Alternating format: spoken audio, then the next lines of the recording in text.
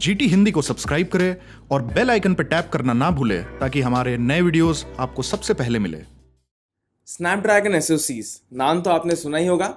हाँ, ये वही चिपसेट्स हैं जो आपके फ़ोन को पावर करते हैं, उसको वो सारे फीचर्स देते हैं जिससे कि आप अपने गेम्स खेल सकते हैं, कैमरा में फ़ोटोज़ ले सकते हैं और अगर आप समझें तो आप इसको अपने फ़ोन का सूत्र संचालक मान सकते हैं।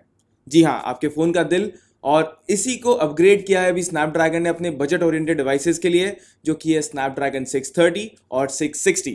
तो इस वीडियो में मैं आपको बताऊंगा कि आपको इन नए मोबाइल प्लेटफॉर्म से क्या एक्सपेक्ट कर सकते हैं। वो जब आपके डिवाइसेस में आएंगे तो उनमें क्या क्या नई कैपेबिलिटीज़ होंगी और जो उनके पुराने एसओसीज थे उनके मुकाबले ये कितना बड़ा अपग्रेड है। तो चलिए दोस्तों, शुरू करते हैं हम टेक की बात, गाइडिंग टेक यानी जीटी हिंदी के साथ।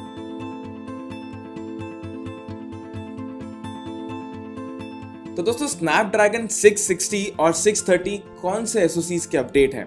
सबसे पहले मैं 660 के बारे में बात करूंगा इस वीडियो में, और वो स्नैपड्रैगन 653 का आप एक अपग्रेड समझ सकते हैं। अब दोस्तों, स्नैपड्रैगन 653 बहुत अच्छा प्रोसेसर था, लेकिन वो उसकी जो बिल्ड थी वो थोड़ी सी पुरानी थी, बिकॉज वो 28 नैनोमीटर के आर्किटेक्चर पे बिल्ड था। और क्योंकि उसका आर्किटेक्चर 28 नैनोमीटर में था, परफॉर्मेंस आपको अच्छी मिलती थी, लेकिन वो कहीं ना कहीं उसमें हीट ज़्यादा प्रोड्यूस होती थी और उसके कारण जो बैटरी लाइफ है वो भी थोड़ी कम मिलती थी। और हमने हमारे वीडियो में जो कूलपैड कूल 1 का जो रिव्यू देखा था उसमें हमने देखा था कि हाँ, बेंचमार्क्स के स्कोर्स अच्छे थे, लेकिन उसका जो परफॉर्मेंस था, जो हीटिंग इश्यूज आ जाती थी कैमरा यूज करते समय, गेम खेलते समय, वो थोड़ी सी ज़्यादा थी। अब आपको 660 में 14 नैनोमीटर का आर्किटेक्चर मिल रहा है जो एकदम लेटेस्ट है स्नैपड्रैगन का। और वहाँ पे क्योंकि ये आर्किटेक्चर बहुत ही छोटे नैनोमीटर्स में बना है तो वहाँ पे आपको हीट कम मिलती है और यहाँ पे आपको जो भी बैटरी लाइफ है वो अच्छी मिलती है।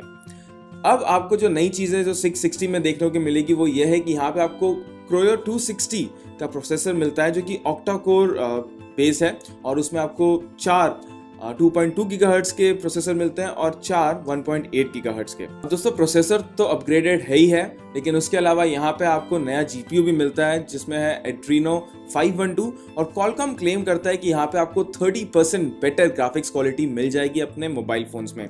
उसके अलावा आपको यहाँ पे ब्लूटूथ 5.0 का सपोर्ट मिलता है, और उसके अलावा क्विक चार्ज 4.0 भी है, और एक नया मॉडेम भी है जिसके साथ आपको जो आपके जो 4G कनेक्शंस होंगे वो आपको ज़्यादा फास्ट मिलेंगे, और थोड़े बहुत निफ्टी चेंजेस भी है।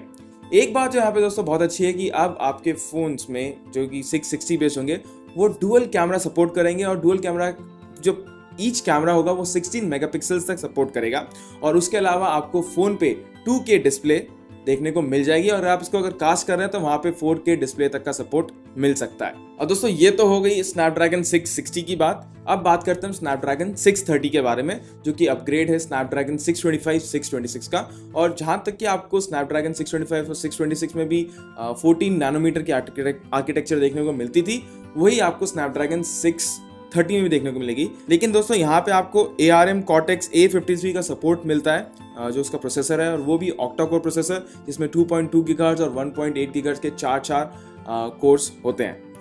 इसके अलावा आपको यहाँ पे GPU में मिलता है एड्रीनो 508, जो अगेन 625 और 626 के मुकाबले 30% ज़्यादा अच्छे ग्राफिक्स क्वालिटी यहाँ पे देता है। अब अगर कैमरे की बात करें तो आपको डुअल कैमरा का सपोर्ट यहाँ भी मिलता है, लेकिन जो मैक्सिमम कैमरा मेगापिक्सल हो सकता है वो होगा 13 मेगापिक्सल, और जो डिस्प्ले होगी वो सिर्फ और सिर्फ फुल HD का ही सपोर्ट है यहाँ पे। अब 630 और 660 दोस्तों दोनों ही 8 GB तक के रैम सपोर्ट करते हैं, और 630 में भी आपको जो भी लेटेस्ट फीचर है जैसे ब्लूटूथ 5.0, क्विक चार्ज 4.0 वो देखने को मिल जाएंगे।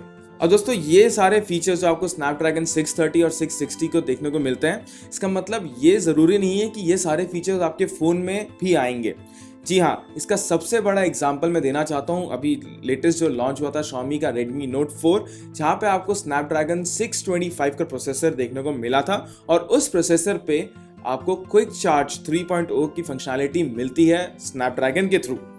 लेकिन उन सारी फंक्शनैलिटीज़ को खरीदने के लिए जो आपके मैन्युफैक्चरर्स हैं उनको लाइसेंसिंग लेनी पड़ती है, उनको फीस देनी पड़ती है कॉलकॉम को, और वहाँ पे वो कॉस्ट कटिंग करके ये जो फीचर्स हैं उनको अपने फ़ोन में इंक्लूड नहीं करते हैं। तो अगर आप सोचते हैं कि यार ये इतने सस्ते में मेरे को फ़ोन दे रहा है 15,000 रुपये का, और कोई दूसरी कंपनी शायद 20,000 रुपये में ये फ़ोन क्यों दे रही है जिसमें दोनों में सेम टू सेम आपको जो SoCs है वो मिलते हैं। तो यहाँ पे दोस्तों आपको फीचर्स के बारे में देखना बहुत ज़्यादा ज़रूरी है, क्योंकि शायद कल जाकर के Xiaomi शायद स्नैपड्रैगन जो 630 या 660 लगा दे, लेकिन अगर उसमें ब्लूटूथ 5.0 ना दे, क्विक चार्ज सपोर्ट ना दे, और जो नया मॉडल है अगर वो सारी चीज़ें सपोर्ट अगर नहीं मिलेंगी आपको, तो कहीं ना कहीं ये एक मैं बोलूँगा कि अच्छी बात नहीं होगी। तो हमेशा मैन्युफैक्चरर्स को देखते हुए और जो अभी आपको फीचर्स मिल रहे हैं उसको देखते हुए आप इन फोन्स पे इन्वेस्ट करें।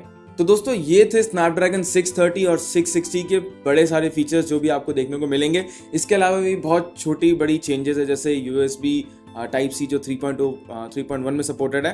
तो एक पूरी की पूरी लिस्ट है दोस्तों जो Qualcomm ने रिलीज़ की है। तो मैं इस वीडियो के लिंक में उसके डिस्क्रिप्शन दूंगा, अगर आप ज़्यादा जानना चाहते हैं। आप हमें कमेंट्स में भी पूछ सकते हैं अगर आपके मन में इन दोनों मोबाइल प्लेटफॉर्म्स के बारे में कुछ अगर एडिशनल सवाल है।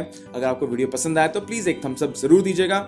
हमारे चैनल GT हिंदी को उस लाल सब्सक्राइब बटन पर क्लिक करके ज़रूर सब्सक्राइब करें, बिकॉज ये बिल्कुल फ्री है। तो दोस्तों इस वीडियो के लिए इतना ही, और अपने अगले वीडियो में आपसे मिलने की आशा रखते हुए गुड बाय।